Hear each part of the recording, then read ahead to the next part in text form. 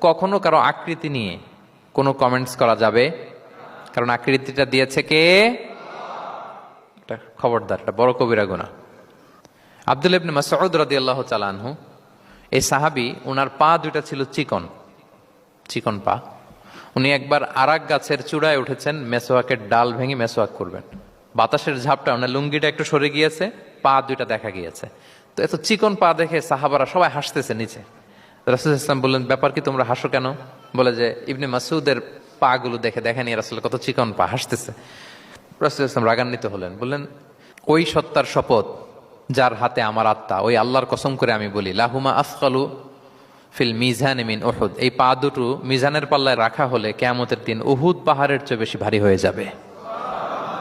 তার মানে এত সম্মান ইবনে মাসউদের, সম্মান আল্লাহর কাছে।